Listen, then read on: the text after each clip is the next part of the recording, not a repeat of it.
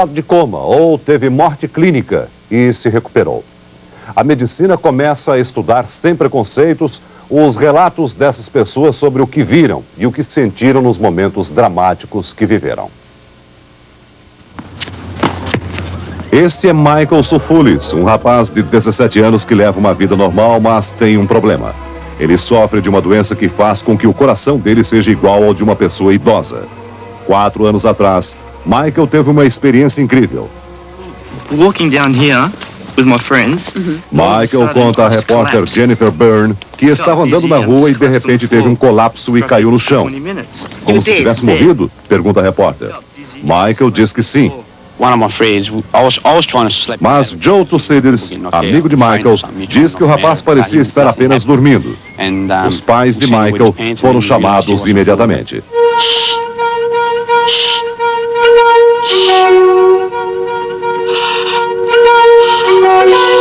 Michael, na verdade, teve um ataque cardíaco. Stand clear.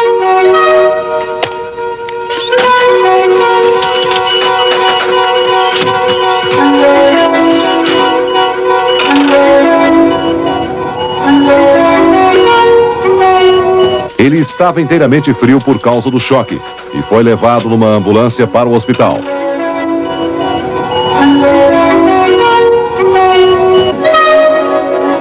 Mas a mente de Michael estava muito longe dali.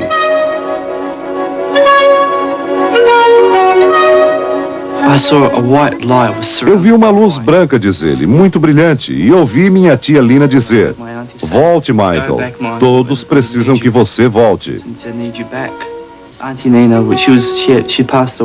Michael explica para a repórter que essa sua tia Lina morreu há 3 anos e ele era muito próximo dela. Acho que foi por isso que vi essa minha tia quando estive fora de mim.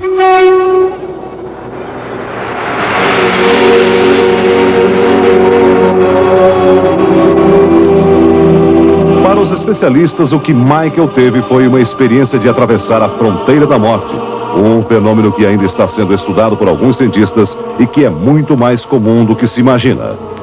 Pessoas que voltaram do estado de coma ou estiveram clinicamente mortas contam, por exemplo, terem sentido o corpo delas sendo levado, flutuando através de túneis, em direção a luzes brilhantes ou figuras estranhas, como se fossem anjos de luz.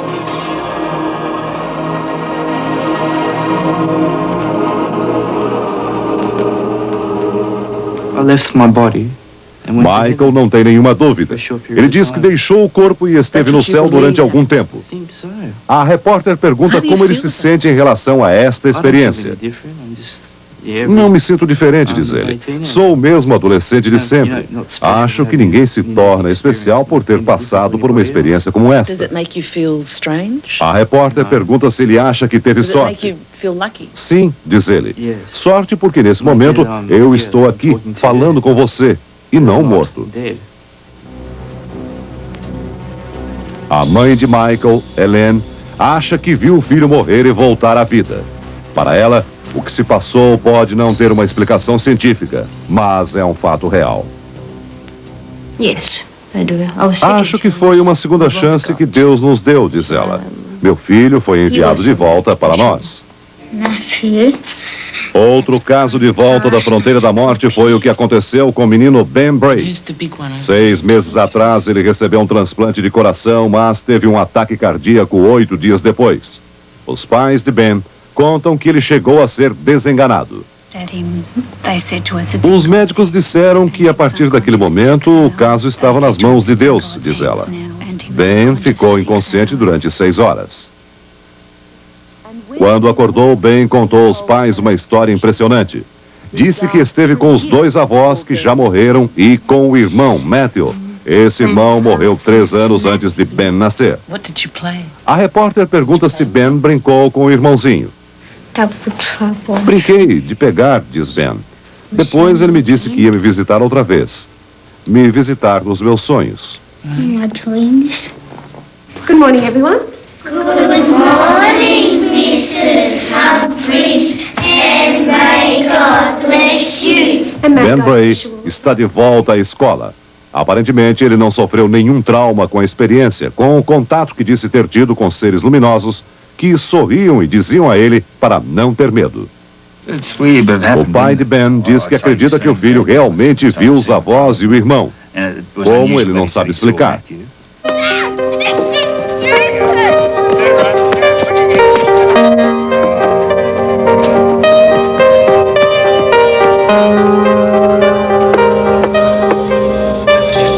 O que quer que tenha acontecido com Ben durante as horas de coma foi, sem dúvida, muito real para ele. O que não se sabe é se ele entendeu o que se passou. Talvez ele venha a entender melhor com o passar do tempo, diz o pai. E você entende? Pergunta a repórter. Não completamente, diz ele. É difícil saber o que se passa na mente humana. O que sei é que eu tenho um filho saudável que passou por uma experiência muito rara de acontecer a um menino de 7 anos. Talvez isso o tenha tornado mais amadurecido. Eu espero que sim. Maybe it's going to make a hell of a adult out of him. I'm not sure.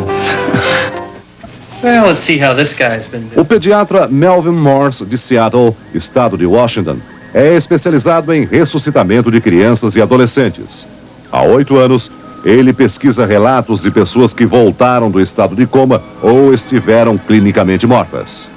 I had always thought that when you died, Antes eu pensava, diz ele, que quando uma pessoa morria, simplesmente entrava na escuridão.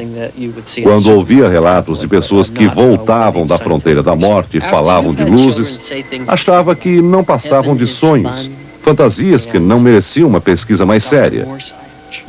E o que foi que mudou sua opinião? Pergunta a repórter. Foram as incríveis semelhanças entre os vários depoimentos que ouvi, diz ele, e principalmente o depoimento de uma adolescente, Crystal Westlock, que me impressionou por sua firmeza e sinceridade. Eu estava num lugar totalmente escuro e olhei para cima e vi um túnel com uma luz.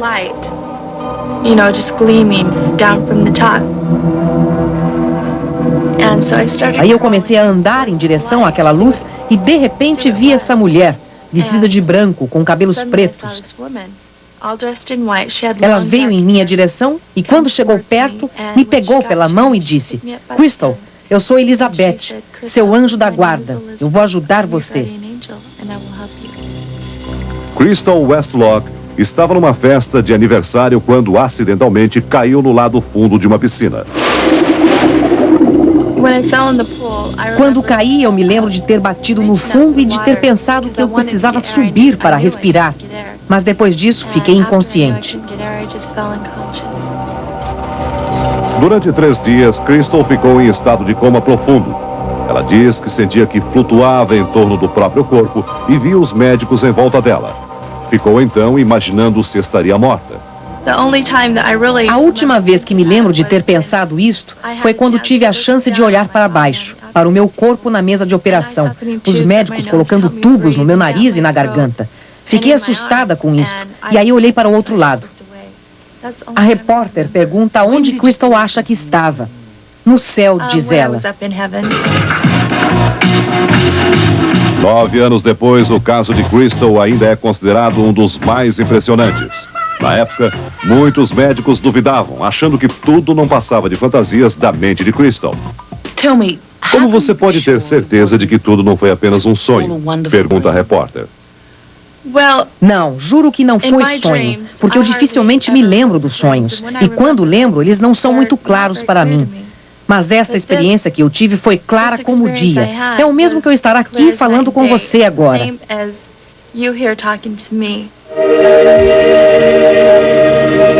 A história tem registrado através dos séculos relatos de experiências semelhantes à de Crystal.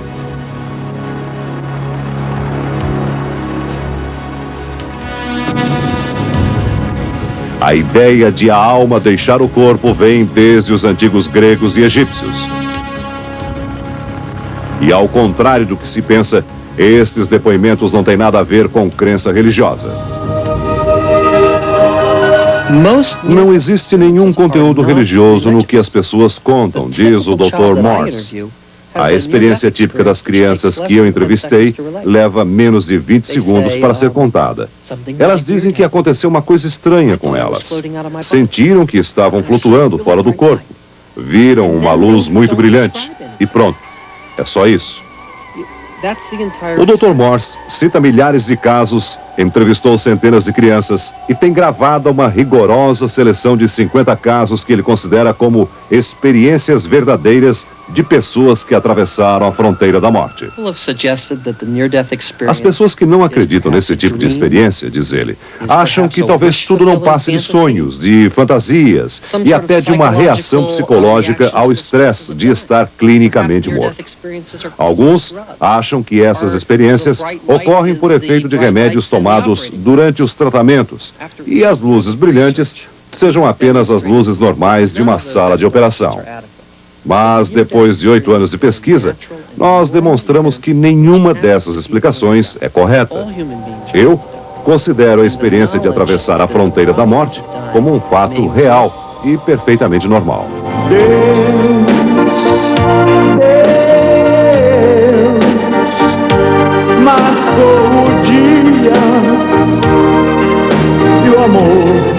No Brasil, o cantor Antônio Marcos, que por coincidência está gravando agora a música tema do filme Ghost, O Outro Lado da Vida, que é um grande sucesso de bilheteria, teve há 1 ano e meio a experiência de ficar 17 dias em coma. Uma experiência que ele conta ainda emocionado nesse depoimento à repórter Fernanda Esteves. Eu estava dentro de um lugar de vidro, todo fechado de vidro, cheio de tubo, amarrado. De repente eu olhei para a cama onde eu estava de fora e eu me lembro que a Débora Duarte foi me visitar. E eu queria falar com ela, porque ela tinha sido minha mulher, foi minha mulher, uma pessoa maravilhosa, que eu amei muito. Então eu queria falar com ela, dizer para ela obrigado. E eu sei que ela falava comigo alguma coisa, mas aí ela não estava olhando para mim lá fora, ela estava olhando para mim deitada. E eu então fiquei desesperado, porque eu falava, ela não respondia. Eu falei com a minha mãe não me respondeu. Eu vi um monte de médicos, tentei conversar com eles, não consegui. Aí o desespero ficou grande, porque então eu quis voltar para a cama. Pro teu corpo. Pro meu corpo, porque eu fiquei com medo do que estava acontecendo comigo. Eu falei, isso não, eu não posso ter 2. Aí eu não voltava pro meu corpo, então eu fiquei desesperado. Eu lembro que o cara que estava lá fora chorava, olhando pro que estava lá dentro, deitado na cama. Aí depois apagou tudo, aí eu não vi mais ninguém. Terrível, né? Terrível. Uma experiência que o ser humano com certeza não conhece. E me parece que deve ser assim a passagem da gente pro outro lado.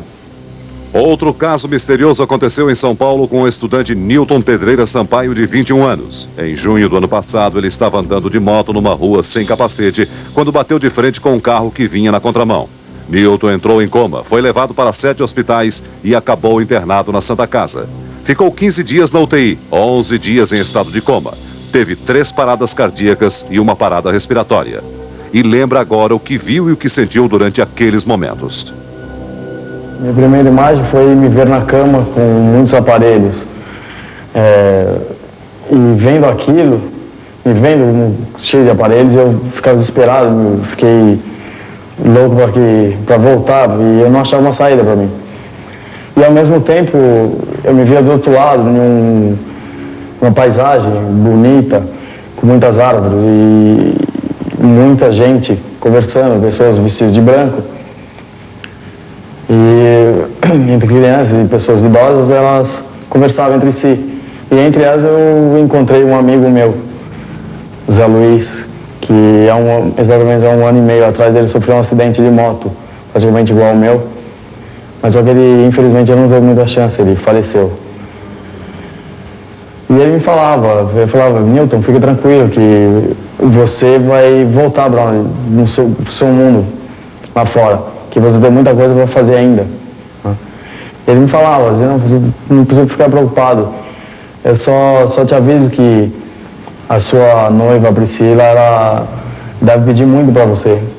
Que ela fala que não foi a hora certa, exata de você deixá-la. Então ela tem que pedir muito por você ainda, para que você volte e para que vocês sejam felizes. Eu sentia que ela estava do meu lado, com as lágrimas dela, que ela deixava cair no meu rosto, no meu corpo. E quando eu sentia aquilo, eu ficava tão emocionado, minha emoção crescia cada vez mais. E eu ficava tentando dar um sinal para ela, me comunicar de algum jeito com ela. Até que um dia eu consegui derrubar todos os aparelhos da UTI. Depois de 15 anos de experiência em centros de tratamento intensivo de hospitais do Rio, o médico Marcos Nibel se considera fascinado pelos depoimentos de pessoas que entraram e saíram do estado de coma. Eu realmente acredito que muitas dessas descrições possam realmente estar ligadas a essa proximidade da morte. É conhecido o fato de muitos doentes descreverem que entram como se fosse num túnel escuro e que, bom, quando voltam, elas conseguem sair desse túnel. A entrada nesse túnel é uma coisa que lhes faz muito mal e elas tentam sair desse túnel e quando conseguem, isso significa que estão saindo do estado de coma. Então, quem sabe, realmente, isso não tenha nada de fantástico e talvez isso nos ajude a explicar daí para diante alguma coisa. Na sua opinião, a medicina deveria ser mais liberal com essas histórias que as pessoas contam quando voltam do estado de coma? Sem dúvida, e a medicina cada vez é mais liberal. Nós que somos da geração dos centros de tratamento intensivo, que vemos doentes muito próximos daquilo que a gente chamaria de morte, nós nos vemos com fatos e com ocorrências que nos mostram que nós precisamos cada vez mais sermos mais liberais e menos